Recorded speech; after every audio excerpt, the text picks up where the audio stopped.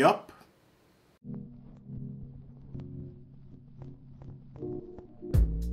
Today on Readus Reviews, I review Blade Runner 2049, directed by Denis Villeneuve.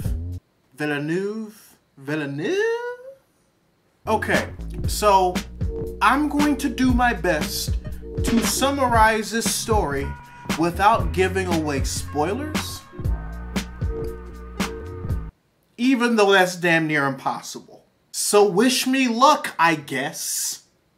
So Ryan Gosling plays a Blade Runner who's still hunting down replicants that were created during the Tyrell Corporation days. I say that because between 2019 and 2049, they kind of went bankrupt and got bought out by Jared Leto company. I mean, the corporation's called Wallace Corporation, but it's just Jared Leto. And as he's doing his Blade Runner thing, he unearths something, only to discover something, as he's working on something case. And now he has to do something, which, of course, involves Deckard. Look, I tried, alright? I don't know what else you want from me. What's that? The rest of the review? Yeah, no, sure, I can do that. Readers, this movie is fucking beautiful. The cinematography, the writing, the dialogue between characters, seeing the prejudice humans have toward replicants, it was just seeing everything play out was just great. And I say that instead of just saying whether or not the story was good or not and what all entailed as far as making it a good story, is that because everything that I just mentioned enhanced it. Like, this story on paper was great. Like, I can imagine a Blade Runner sequel having this element of a story. But the acting helped it a ton, the directing helped it a ton, the cinematography, the use of CGI and practical effects and props helped a ton. It's like rolling an 18 on a skill check in D&D, but the rest of your party members roll a successful D20 to help you assist. That's how good this movie was. The pacing and how long the movie ran also played a factor into that as well. It actually took its time to explore the story's nooks and crannies, and put focus on the initial message of Philip K. Dick's original short story. Which leads me to the characters that stood out to me the most, starting with Ryan Gosling's character K. I thought as a Blade Runner he was very effective, and his overall progression and development as a character was just fucking beautiful. We got a chance to understand his personality, what he likes and doesn't like. We got an idea on what he stands for regarding the human and replicant integration. Yet at the same time, we also see him struggle with what he conceives as reality versus what he finds out and what is actually the truth. Jared Leto as Wallace was everything and nothing that I want in a villain.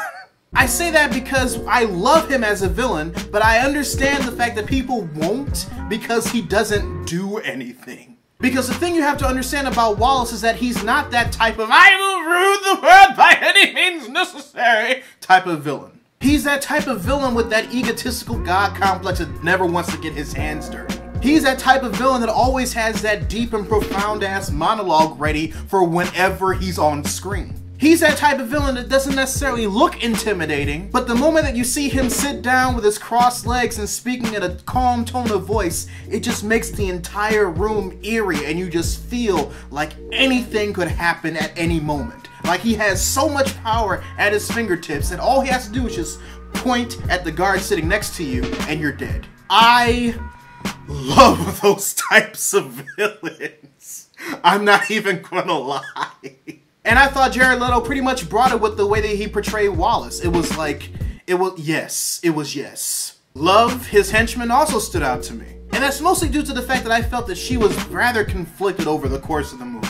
Like, you can tell in the actress's performance over the course of, like, being in scenes with Wallace that she didn't necessarily care for the way that Wallace was treating replicants or how he compared them to slaves of the 22nd century. No, 21st. We're still in the 21st century. 21st century. But at the same time, she still did her duty regardless of how she felt whenever she was around Wallace. Other things I liked about this movie was the music.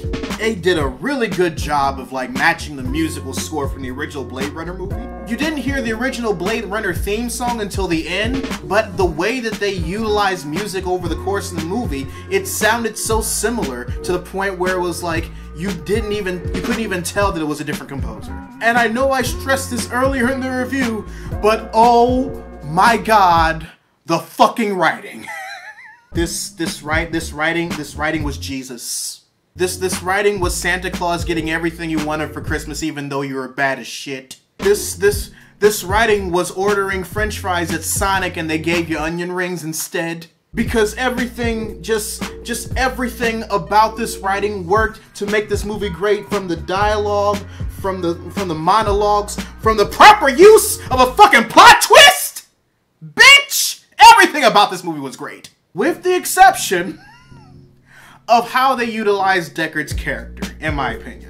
I was completely fine with the fact that he wasn't in the movie until the third act, but I felt that he was used more as a plot device than the actual character. And although we did get a bomb-ass scene between Deckard and Wallace, which has to be one of the best acting performances that I've seen from Harrison Ford in his current age, but until that scene happened, he was pretty much the MacGuffin of the story.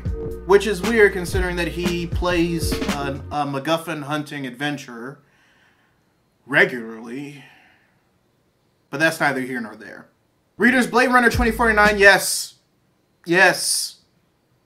Yes. Yeah, all the yes. If you watched the original when you had an intro to film class in college, then you will love the fuck out of this movie. If you watched the original on your own accord, then go watch this movie.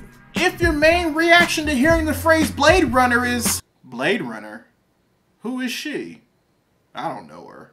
Go see this fucking movie.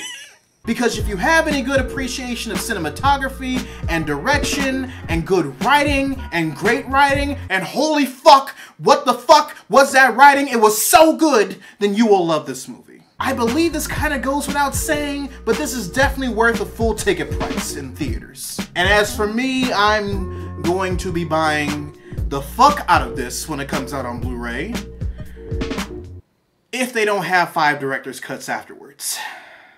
So with that, readers, your homework assignment for the day. Write in the comment section below what you thought of Blade Runner 2049 if you've seen it. Also, be sure to subscribe to the channel and turn on notifications, because I post new videos every Monday, Wednesday, and every other Friday. But until then, this is Readus 101. Class dismissed.